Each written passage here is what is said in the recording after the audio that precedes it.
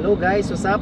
So since malayo-layo yung biyahe namin, i-share tuloy namin yung parang naging kwento namin dito sa buhay namin dito sa Canada. 2016, no? Nung bumili tayo ng bahay. 2016, yes. So mga 2016, ano pa lang kami nun, 1 year. 1 year. Mga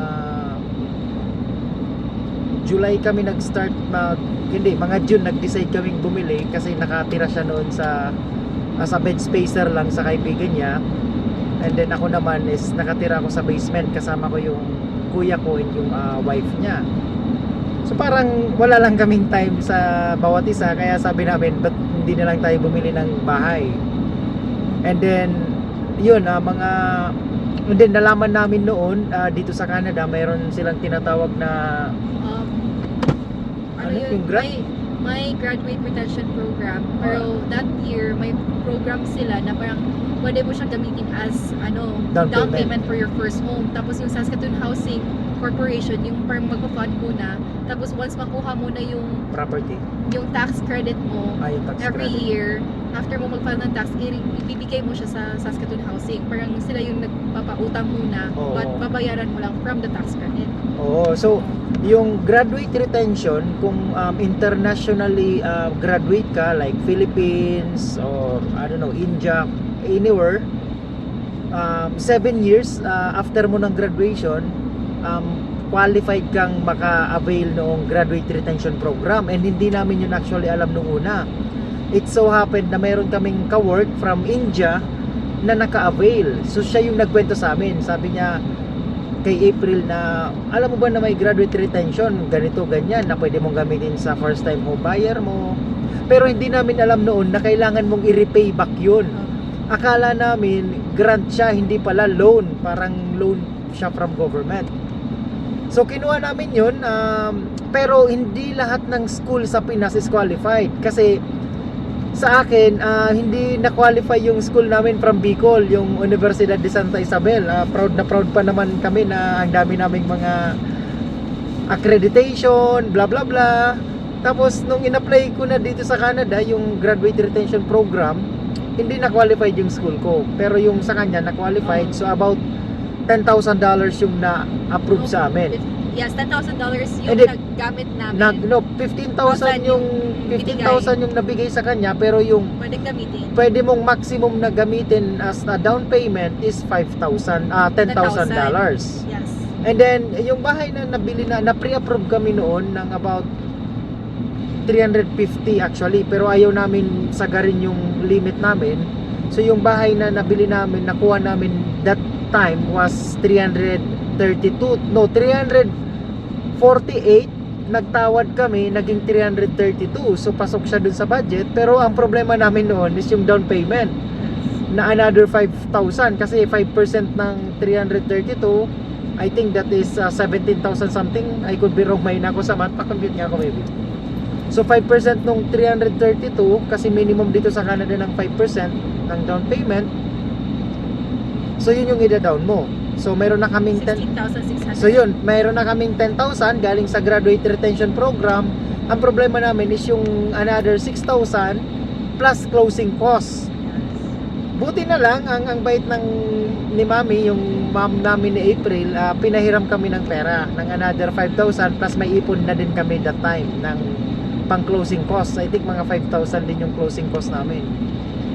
So 2016, kaka 1 year pa lang namin noon, nakakuha na kami ng bahay. Yung bahay na nakuha namin is built siya noong 1996, 4 bedrooms and meron siyang 2 baths. Yung klase ng bahay is yung tinatawag na 4 level split na bahay. Pero ang laki ng backyard niya, halos 6,000 square footage yung buong bahay, yung buong lot ko, yung buong lot. Pero yung bahay is 1,000 square feet lang, so maliit lang yung bahay. Tapos ang maganda pa noon, nung pag-move in namin dun sa bahay, meron din akong kaibigan na from Vancouver, lumipat siya. So kasabay namin siya sa paglipat, and kami, single pa naman kami noon, wala pa kaming anak. Okay lang sa amin kasi may katulong kami. Napaupa namin yun ng 450 yung isang room. Kasi 4 naman na room yun. So napaupa namin nung isang room ng 450. After 2 years, yung kaibigan niya naman na from Quebec, lumipat din dito sa Saskatoon. So napaupa namin yung 2 rooms. After 1 year lang yata yun. Tama kasi 2016. So after a year, Oo. 2017, lumipat din yung friend niya. Napaupa din namin yung isa pang room ng another 450. Ang mortgage namin noon sa bahay na yon is 1,400. Yes. So napapaupa namin ng 450 plus 450, so 900. So ang kulang na lang namin is yung property tax na nasa 220. Yung utilities namin is about nasa 300 din, roughly 300. So halos ang binabayaran na lang namin na sa aming dalawa na nilalabas namin is about 1,200 na lang.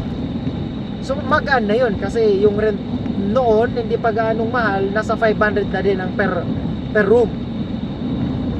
So yun, hanggang nakuha na nung dalawa naming kaibigan yung mga asawa nila, nagplan silang mag-move out sa bahay mga 2019, and then nagkaroon na din kami ng first baby. So perfect timing lang din na nung umalis sila na kailangan na din namin talaga yung bahay na para sa amin, privately na lang. Kasi mahirap na din na nakikiupa ka as bed spacer na may isang anak kasi maingay na yun eh. Kumbaga kung ikaw yung tenant, hindi ka na magiging komportable kasi iiyak anytime. Sa amin okay lang, pero sa tenant hindi na komportable yun. And then by that time din, nung 2019, nakuha na namin yung mga license namin as nurses dito sa Canada. So ako, parehas kami nag-work as care aid noon. Ang rate ng care aid dito is $21 yung starting, Yeah. pero yung maximum mo is 23. So na-max na namin yung sahod na 23 per hour. And then nag-upgrade kami as LPN. Yung LPN is licensed practical nurse siya. Yung starting na sahod nun is $33. And then nun na LPN kami, same kami noon, kaya kahit kami na lang dalawa yung nagbabayad dun sa mortgage, afford na namin siya kasi tumas na din yung sahod namin. And then yun na, 2019 nagkaanak kami, 2020 nakuha niya na yung RN niya. 2018. Hindi, 2018 pala, na RN na din siya nung 2018. Tapos yun, by 2021, plano namin kumuha ng sasakyan kasi buntis na ulit siya nung pangalawa naming baby. Plano namin bumili nung napakagandang sasakyan para sa akin na yung Chrysler Pacifica na van. Kasi sabi ko, lumalaki na tayo, magiging 4 na kami, plus yung parents niya pupunta dito kasi na PR na din. Sabi namin, kailangan na namin ng malaking sasakyan. Kaya tumitingin na kami ng mga van. And yun yung nagustuhan namin, yung Chrysler Pacifica. So pumunta kami sa dealership, pre-order kasi that time sobrang hirap kumuha ng sasakyan because of COVID. So yung supply nung sasakyan noon is sobrang limit lang. Nagpa-customize, nagpa-pre-order kami and then pina-customize ko yung sasakyan kasi parang alam mo yun na first car namin and wala pa akong sasakyan until now, wala akong sasakyan under my name kasi hindi pa talaga ako bumibili ng brand new na sasakyan. So sabi ko that time na yun na yung magiging parang sasakyan ko kasi ang ganda niya. So pa-customize lahat ng mga high-end, top-end actually yun na sasakyan. And then nung natapos na ako mag-customize doon sa dealer, sa ahente, sinabi niya sa akin yung magiging monthly payment ng sasakyan is about $1,100 per month. Sabi ko, ano pa lang yun, monthly payment pa lang yun, wala pa dun yung gas, wala pa dun yung insurance mo. Pero that time parang okay lang sa amin kasi yun naman yung priority namin kasi kailangan talaga namin ng sasakyan. So nag-deposit kami ng $1,000 para lang mag-proceed or i-order yung sasakyan. Pero that night, parang hindi ako makapakali kasi hindi ko alam kung tama yung desisyon na ginawa namin na bibigay kami ng $1,000 monthly sa car payment alone. Anyway, after mga 1 week, kumakain kami sa work, sa City Hospital. And then yung kaibigan namin, nakita namin, and bigla siyang nagsabi sa akin, Nap, bilhin mo na yung rental property ko. Pero sa isip-isip ko, sabi ko sa sarili ko, ba't ko naman bibilin yung rental property mo? Hindi naman yun yung priority namin that time. Wala pa kaming idea about sa rental properties. Pero tinanong ko siya, sabi ko, how much yung rent mo doon sa property? Sabi niya 900, and then yung tenant ko is nagbabayad siya ng 1,300. So almost break even lang actually siya. Pero sabi mo kanina rent, how much yung mortgage? How much yung mortgage? Sabi niya 900, pero yung yung tenant nagbabayad ng 1,300 na rent monthly. So parang break even lang kasi i-consider mo pa din yung tax and then yung home insurance. Pero that time actually na-realize ko na yung pagbili pala ng sasakyan is parang mag-waste kami ng pera, and then kung bibili kami ng rental property is makakasave kami. So actually eye-opener actually yung conversation na yun dun sa friend namin. So kaya very thankful kami na nakausap namin yun yung friend namin, si Ray. And then dun, after 2 months, mga March yun. March namin siya nakausap, 2 months, nakabili kami ng first rental property namin. So, that was 2021. Nag-possession day kami ng July. July yung possession day namin, napaupa namin siya by August. So, yun, and then 2022, binenta namin yung pinakauna namin na property, and then bumili kami ng another property na may basement suite na kasi nandito na yung parents niya, and then na-realize namin na maganda nga yung magpaupa, kaya yung nakuha namin na pera doon sa binenta namin na unang property is parang ni-reinvest lang namin doon sa bagong property na may 2 bedrooms legal basement suite. And then 2023, naswerte ulit kami, bumili ulit kami ng another property, pero abandoned na yung property. So ang daming renovation actually yung ginawa namin doon. So that was 2022, pero ngayon fully tenanted na siya. Yun na yung dadalhan namin ng ref ngayon. So mayroon na yung 5 bedrooms, and then fully tenanted na rin siya. Yun naman is yung rent nung buong bahay na yun is 2,400, pero yung expenses namin is about 2,000 lang. So halos meron kaming $400 na cash flow every month.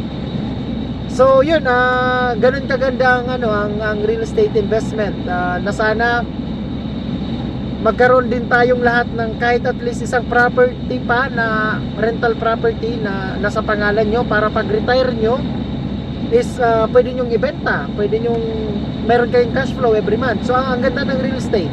Ano sa tingin mo, Wendy? Yung parang ganda niya yung investment. Parang siya nakaka-addict pag may ka na isang rental, parang gusto mo ng more. Tapos doon mo talaga ma-realize yung parang anong worth niya pag nasimulan mo na. Tama. Yun, kasi scary siya sa una, kasi syempre pera, magbibitaw ka ng down payment. Pero think about this, kahit anong mangyari, yung property is under your name. So anytime pwede mo siyang ibenta yung property kung nahihirapan ka na, hindi ka man mag-gain, pero at least mababalik sa iyo yung down payment mo. Or mag-lose ka man kasi nabenta mo siya ng prematurely, like after a year binenta mo kaagad, at least nababawi mo yung majority nung down payment na inilabas mo. Ganun kaganda ang real estate. Kumbaga calculated risk siya na tinatawag. So yun lang, thank you for watching. Sana may natutunan kayo, and then we're always happy and willing to help. Kung may tanong kayo, message nyo lang kami or comment kayo, and then we'll try our best to help you. Kakarating lang namin dito sa Humboldt. Maliit lang siya na town. I think ano lang to, 6,000 na population dito. Pero may potential siya dahil doon sa Jansen Mine.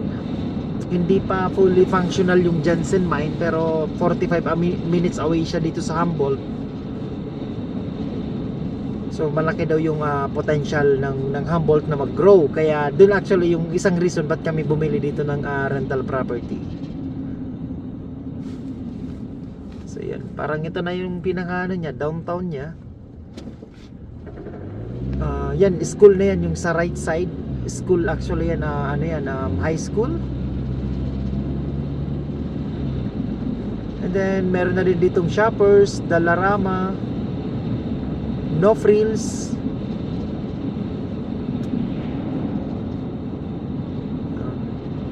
May Tim Hortons na din. Wala pa atang Starbucks dito eh. Yan yung sa right side nyo, yan yung school. Ang maganda dito sa rental property na nabili namin is kasi ang lapit niya lang actually sa school. Yan, halos lapit na tayo. And sa likod lang siya ng A&W na yan.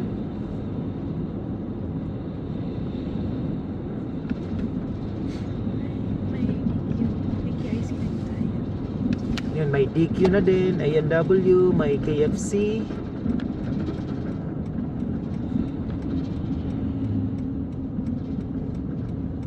Yan, sa right side tayo. Tapos ayan, yung property nandyan na. Baha lang. Oh no. So yung property is nasa right side actually. Kaya pala bumabaha dito. So yan yung property nasa right side. Ba't bumabaha dito? Makalagay yung ref. Ha? Ref. Hindi, kaso ba't walang drainage? No? Ang baha. Hindi lang kinaya. Oo. Ayun. Astig. Kaya mo pa dyan, bro? Yeah, walang problema dito. Oh, dito mabigat sa Dito mabigat sa baba. Sige, baba na natin. Teka lang. Dahan-dahan tayo mababa. Sige, nakaka... Yan ba yung sinabi sa'yo sis? Na 200, yan yun? Sige, Na dito na. 200? Hindi, yung rep ko sa'yo, yung sinag ko sa'yo. Ay, Kasya eh, na. kuya to. Hindi ko alam. Sinap nag-contact eh. Paano Sinerte may ka, hata? dalawa. Ayan. Sinerte. Diretso lang muna. Kaya pa dyan? Oo. Wow. Sige, baba yun dyan. Baba na. May gulong Kasi yan may eh. gulong to. Teka lang. Ayun. Kamay, kamay. Woo! Astig!